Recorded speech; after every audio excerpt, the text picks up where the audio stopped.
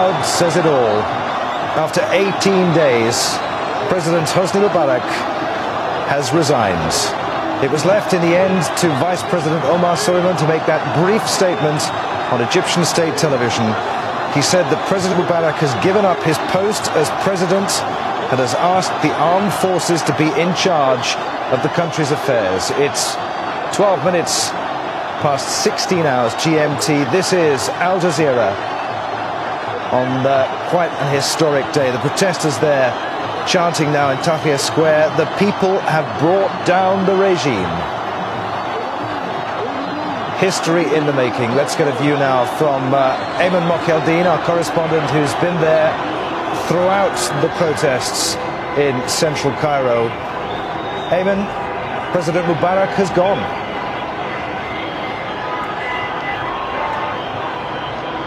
Adrian, after nearly 30 years in office, nearly 11,000 days, on January 25th, thousands of Egyptians frustrated by what they have described as tyrannical rule, oppressed for so many years, with nothing more than just strong determination and their willpower, really took to the streets all across the country in unprecedented protests to speak and to be heard.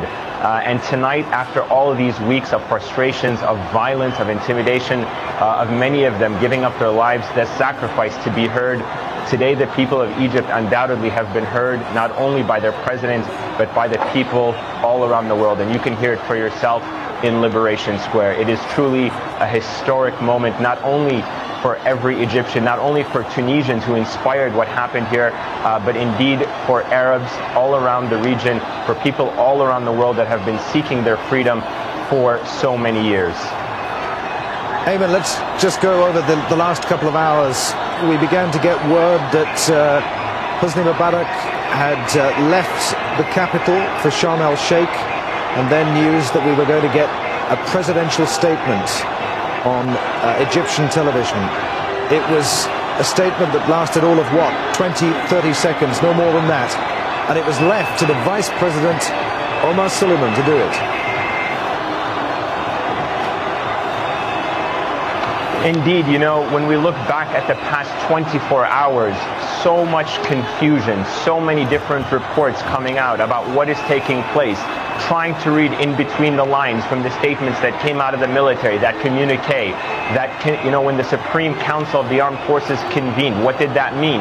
Today we have that answer, because as you said, it didn't take long for it to become apparent what was happening behind the scenes. You can look back certainly with a great degree of retrospect and conclude that perhaps what was happening over the past 24 hours was indeed that transfer of authority from the president to the Supreme Council of the Armed Forces. The Vice President making the statements. You know, one of the most ominous signs that we started looking into that things were changing was Egyptian state media. In the past 24 hours, the tone of their coverage changed. We were seeing things that we had never seen before in Egyptian media. The Vice President coming out today in those brief statements and essentially now saying that the military will be running the country. Certainly the end of one chapter, but the beginning of a much more important chapter now for the people and for the military.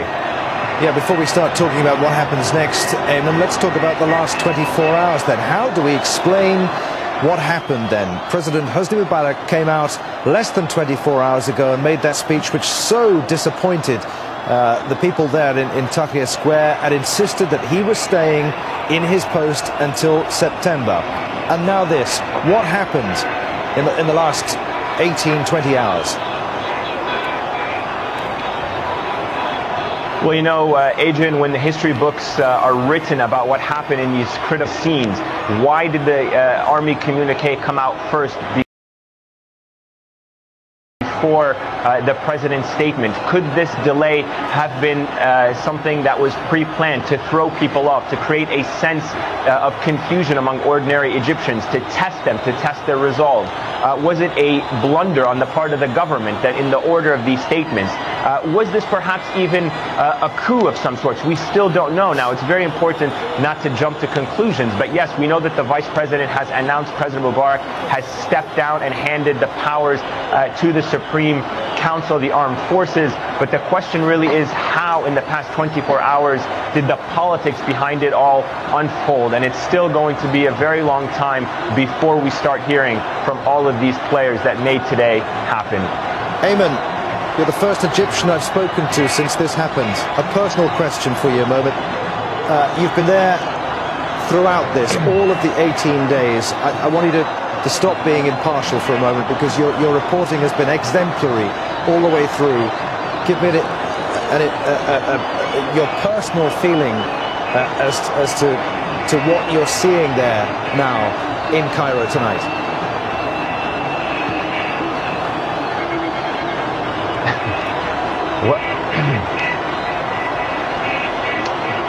Well, you know, Adrian, as somebody who spent a lot of time growing up here in Egypt, and you've seen the sacrifices that have been made by so many people over the years, ordinary Egyptians who had been complaining for a better quality of life, for those who, you know, for decades indeed tried to make that dream a reality, the sacrifices that so many people have made, particularly in the last year.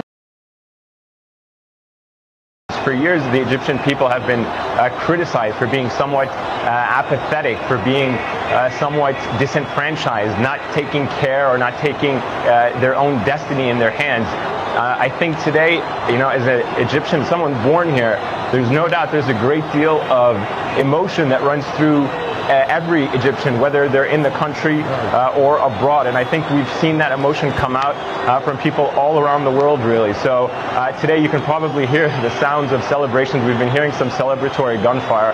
I can assure you that every Egyptian, whether they're stepping in Egyptian soil right now or if they're abroad, they're feeling a great sense of pride, because for the first time in a long time, perhaps even in the modern history of this country, Egyptians' voice has been heard by their government. And this is what is so unique about this. It has changed the dynamic for every Egyptian who have felt a sense of empowerment. They have now, for the first time really, at least in my generation, and I can speak at least even in my parents' generation, their voices have been heard. And for the first time, they're going to take at least some kind of control in paving the way forward for their future. The questions really are going to be very challenging, but tonight it's taking a sense of pride in that the people that have been dormant for so long have indeed risen and demanded a better future for themselves. So it is a very emotional night. I can tell you that as an Egyptian who was born here, there's no doubt that I never thought that I would actually live to see a day like this, because you hear about Egypt in the past from your parents and grandparents, the sacrifices that so many Egyptians have made to live abroad and immigrate, seeing that better future. Tonight they are realizing that the people here in this country have gotten one step closer to making that future better. Ayman, many thanks indeed. Ayman Mokhyaldeen there, live in Cairo. Let's just remind you, if you've just joined us, this is an historic day. After 18 days of protests, President Mubarak of Egypt has resigned.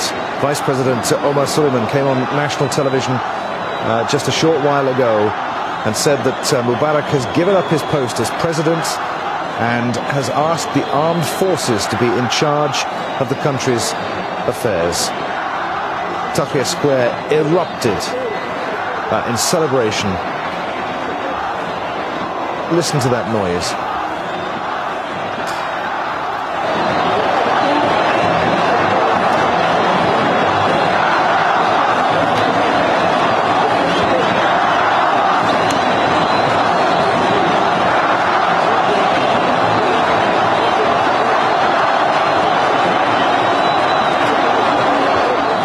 That's the situation in Liberation Square, Tahrir Square in central Cairo. Let's take you now to the presidential palace. Al Jazeera's Rabia Rage is there. What's happening there, Rabia?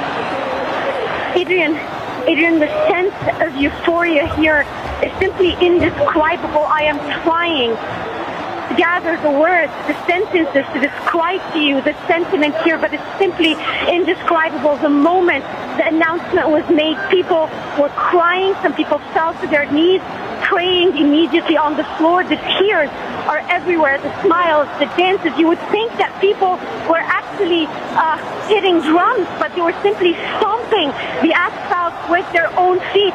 Homes made fireworks immediately from the balconies, people setting on fire aerosol cans, music, chanting. It's just simply indescribable. 30 years of rule summed up in a 30-second statement. It's just simply unbelievable. I'm 30 years old, Adrian. I was born the week President Mubarak assumed power. All my years of life, I have known one president, and I can tell you, I have never seen this sentiment on the streets of Egypt, not even when Egypt won for the third time in a row the African Cup of Nations. Nothing like that. The sentiment is simply indescribable. Outside the presidential palace, people immediately started marching, saying they're going to join the other protesters in Tahrir Square. Rabia, many thanks indeed. Al Jazeera's Rabia Ragid there, another of our correspondents, Egyptian-born, as she was saying, exemplary reporting, impartial all the way through this crisis in Egypt until this moment. I think we can forgive her telling us how she really feels there about what has happened in Egypt today. She's known no other president. She was born in the week that Hosni Mubarak came to power. That's compelling stuff. Let's bring in Hoda Abdulhamid, who is overlooking that massive celebration in Tahrir Square. Hoda, I know you can't hear me. Tell us what it was like the moment people realized that Mubarak had gone. I think it's undescribable.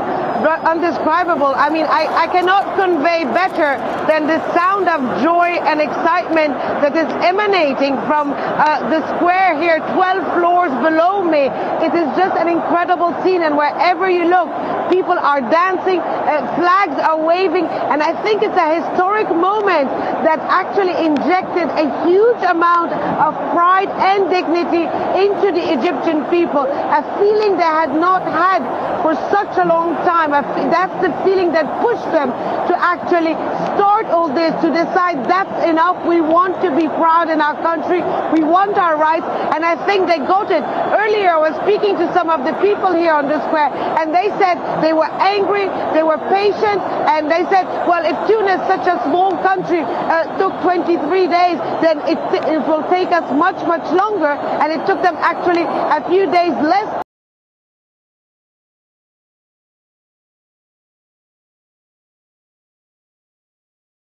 than the Tunisian people. But I don't think I can really convey to you the excitement that is on the square at the moment. All right, Hoda, many thanks. Hoda Abdulhamid, Shireen Tadros, who's actually down there among it all in Liberation Square. Shireen.